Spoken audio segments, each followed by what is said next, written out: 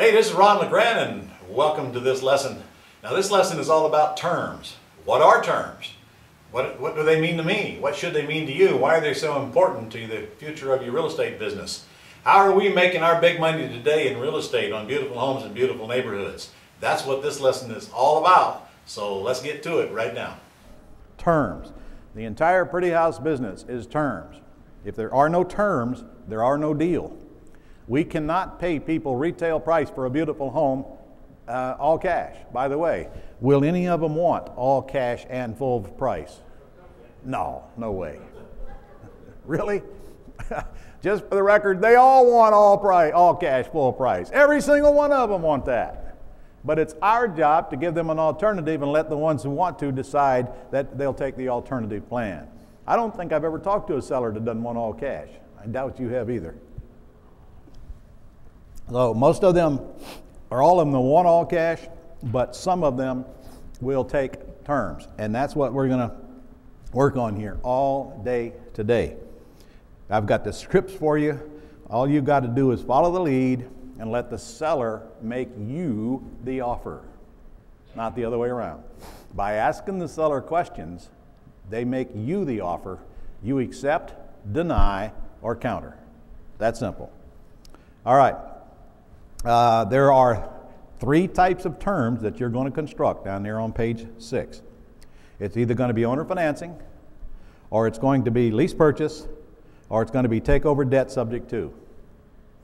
My favorite is taking over the debt because it's so simple. My second favorite is owner financing, almost as simple, but not quite.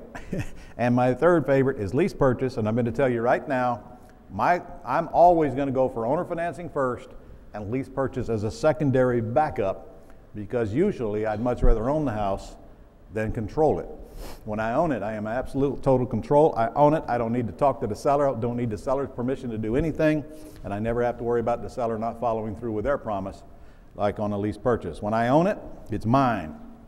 I'll show you some examples of that today on my deals, and you'll see by going through here that my first goal is to get them to say yes to owner financing. Second, after that, we'll talk about lease purchases. Subject to is very good, easy to do, easy to apply, but not necessarily applicable even when the seller is okay with it. I want to discuss that today as well. I want to discuss the dangers of subject to for the seller. So by the time I'm through, I'm hoping you'll have a clear understanding of what you want to do when and how. What is seller financing? You're going to be surprised, actually. And look, you're in this class, you're tuning in, you're listening to this course, you know what seller financing is most likely. But you're going to be surprised how many people out there that do not. And I mean, even I talk to high-end, multi-million-dollar homeowners, and I have to explain what is seller financing quite often to them. So don't be surprised if the world doesn't know what you know. You've taken the time to learn this stuff.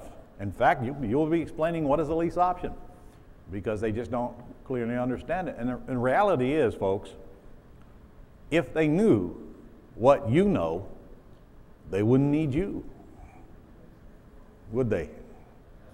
Aren't you glad they don't know what you know?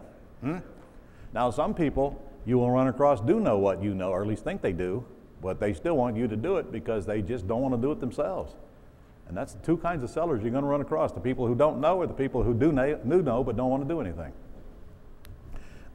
Seller financing is nothing more than all or part of your purchase price in the form of a seller carryback note, mortgage, or deed of trust on the property. Seller financing means there are no banks. There might be an underlying loan to a bank, but you're going to buy it with owner financing, where you pay the seller and the seller pays the underlying loan. There are all kinds of forms of seller financing: first mortgages, second mortgages. In fact, on the next page, you'll see the forms of seller financing. It's called the Tools for Buying and Selling with Owner Financing on page 11. And it will take you a little bit of time if you're brand new to get your head around this. But honestly, if you think about it in macro terms, which I tend to do, seller financing is nothing more than you agreeing to make a payment to the seller until some point in time where the whole balance is due. The only thing that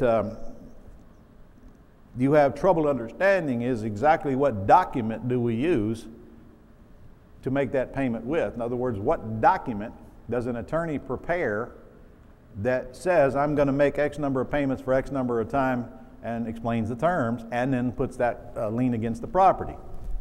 Because these documents come in several forms and largely depending on what state you live in. In fact, solely depending on what state you live in.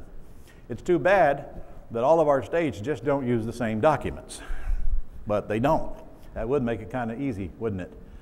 Canada as well. Got Canadians watching and Canadians listening.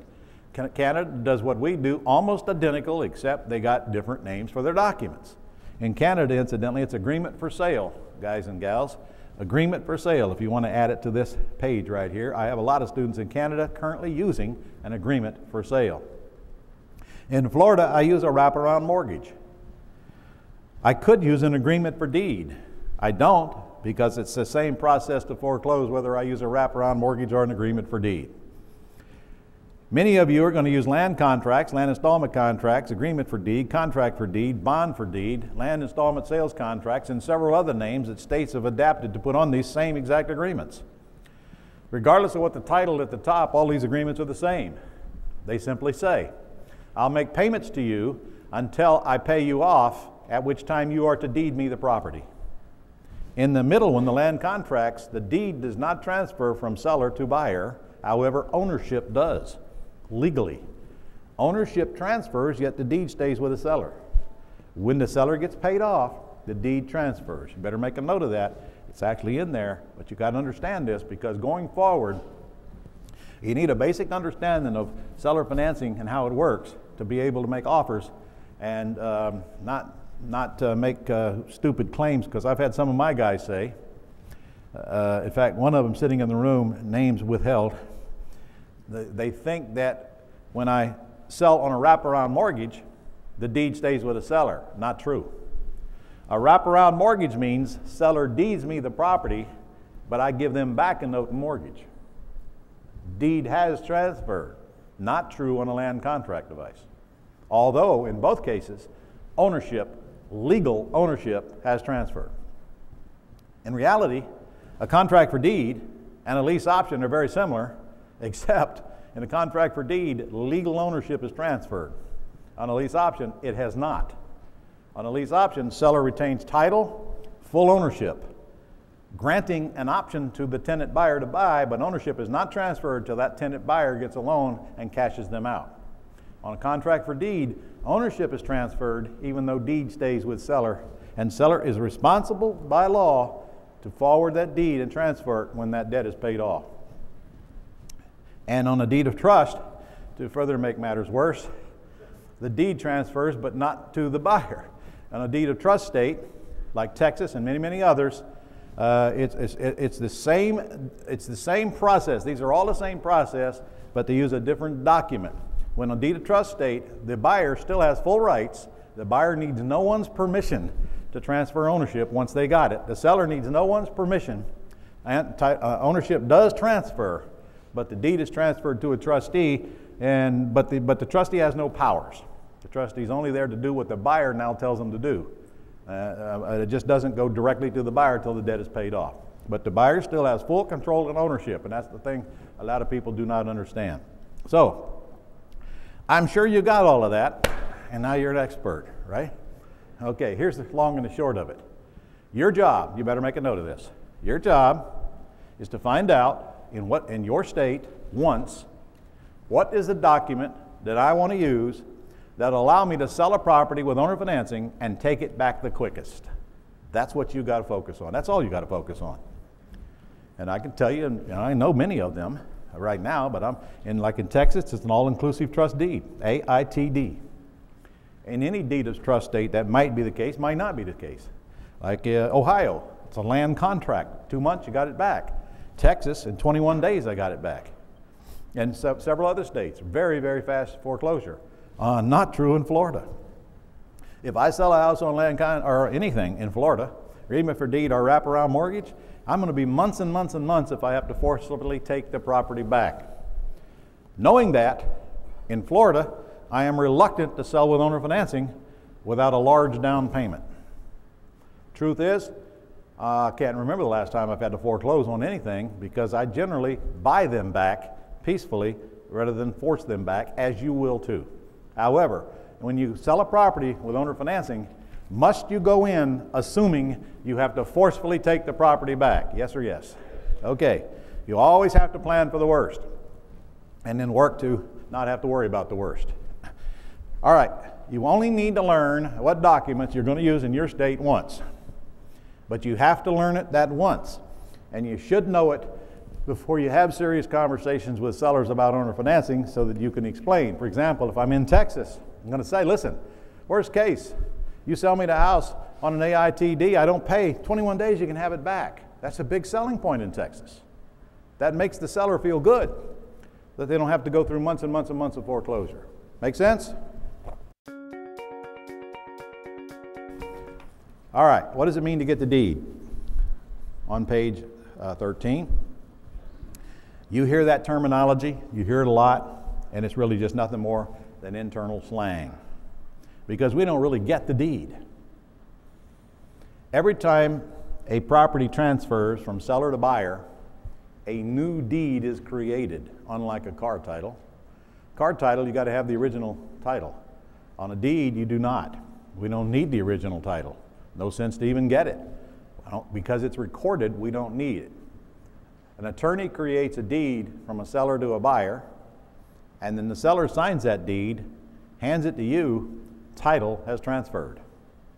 Title is transferred just as legally, morally, and ethically as if there's a mortgage on the property or if it's free and clear. The same deed transfers ownership. It's the same piece of white paper with black ink on it that transfers ownership of a $100,000 house or a $100 million building. When the seller signs it and hands it to the buyer or the attorney, title has transferred. By the way, there's no buyer signature on a deed. Now, in the case of single-family houses, I would hope that that's a warranty deed to trustee or a grant deed to trustee for you Californians. And you Canadians now, you will not use land trust, you will use LLCs. And by the way, in Canada, it's not a deed, it's title. Same thing. So, deed transfers ownership. Lien, however, mortgage, stays on the property.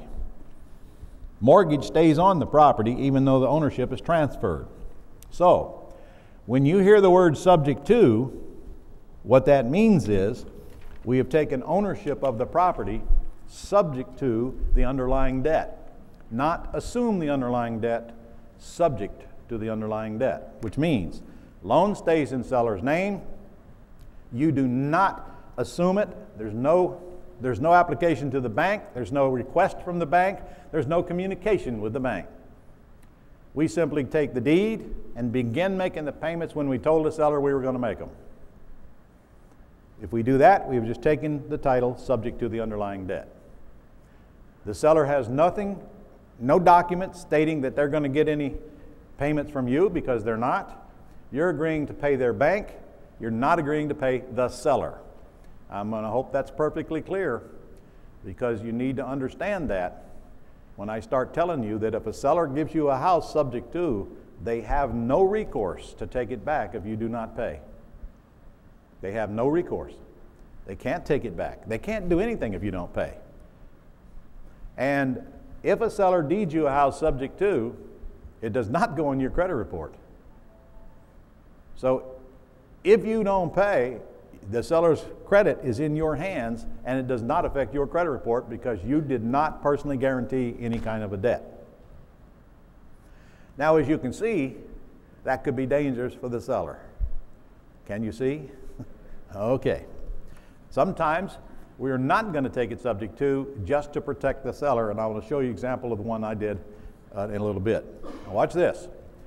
This is a mortgage or a deed of trust. It's also white paper with black ink on it. Inside this, there's a note. That's the promise to pay.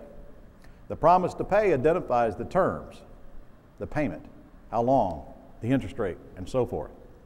By the way, it's that promise to pay that gets you in trouble It's not the mortgage. You cannot get in trouble over a mortgage. You only get in trouble over a note.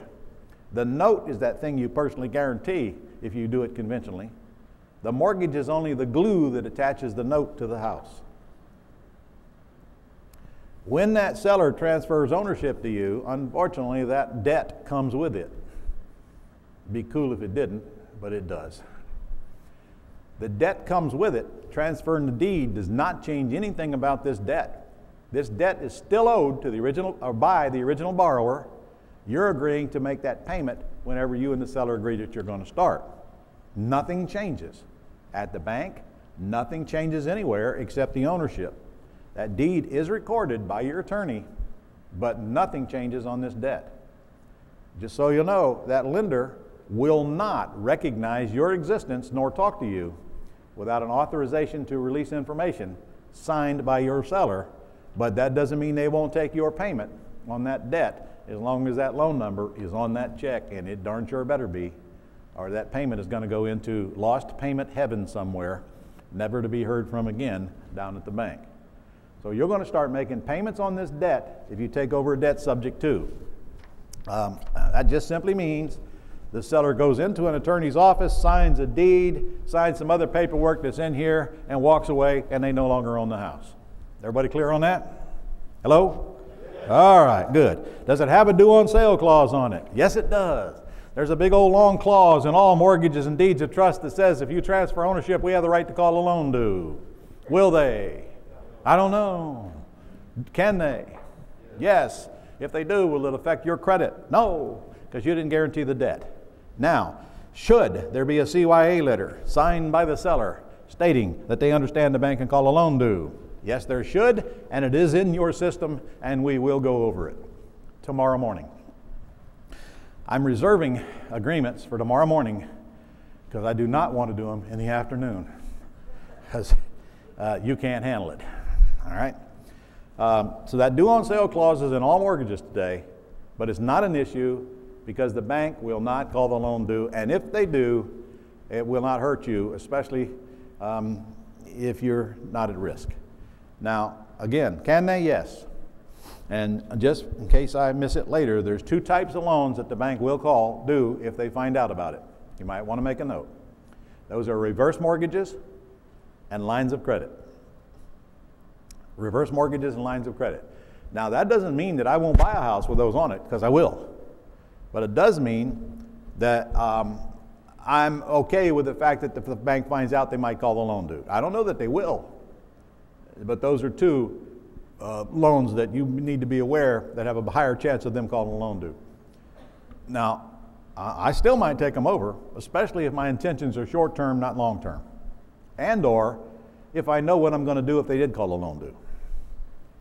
In fact, I do take them over from time to time.